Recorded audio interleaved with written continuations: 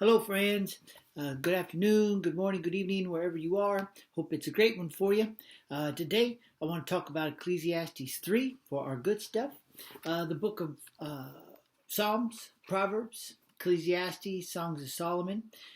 These books are known as wisdom literature, and their content is remarkable for many reasons, not the least of which is their relevance. They remain incredibly relevant. Wisdom literature, it seems to continue to resonate with our modern lives, even though we are thousands of years from the origin source. And I want to spotlight Ecclesiastes 3 for particular attention today because its message is a necessary counterbalance to the dangerous pace of life we all seem to be keeping. If you are a busy person of work and family and church or career or recreation or hobbies, we just keep getting busier and busier, it seems. And life rushes by, and the psychological wear and tear is exasperated by all the stuff we pile and cram onto the calendar. And we easily become victims of this relentless pace, of this driving pace. So we want to look at Ecclesiastes 3 because this passage introduces a different use of time or different understanding of time, different approach to time. Our clock and calendars reflect Newtonian time. That's the technical term for it, or mathematical time. But Ecclesiastes 3 reminds us that there is spiritual time, there is emotional time, there's relational time, immaterial time, there's other types of time.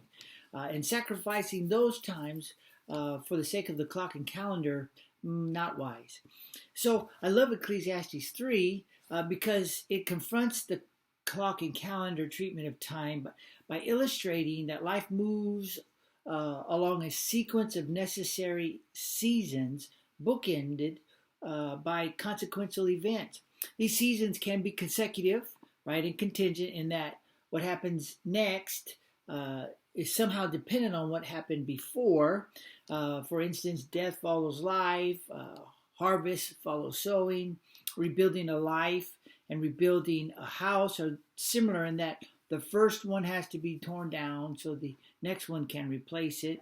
They can also be compulsory in that one season has to or will continue until something stops it, till this next season is initiated.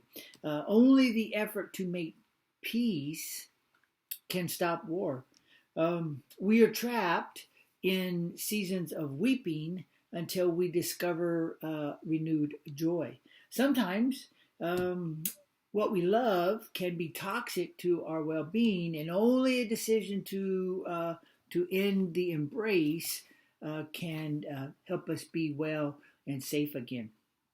So please let me encourage you to slow down, particularly as we move into the holidays. We're going to get busy and all this stuff. So please slow down and be patient with the seasons. Be thoughtful and patient with the seasons. You cannot rush them. We cannot rush them because they cannot pass, will not pass until their work is done. Make peace with the seasons and don't avoid the consequential events that bookends them or indexes them, right? That has to happen before the next thing can begin. And they are always in our best interests, whether they feel good, whether they feel like it or not. And remember, they're not permanent. They're just necessary for what happens next. Let me close with St. Francis de Sales. He said, never be in a hurry. Do everything quietly and in calm spirit. Do not lose your inner peace for anything whatsoever, even if the whole world is upset. Have a great day. See you next time.